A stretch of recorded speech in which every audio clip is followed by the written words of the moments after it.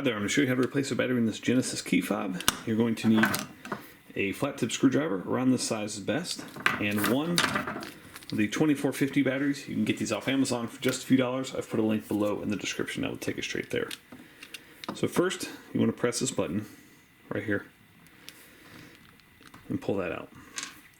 Now take your screwdriver and you want to insert it right here. Right there. Give that a good pry. Now you have access to your battery. You can go ahead and push it straight out like that. Take your old battery out. The new one goes in positive side facing outward.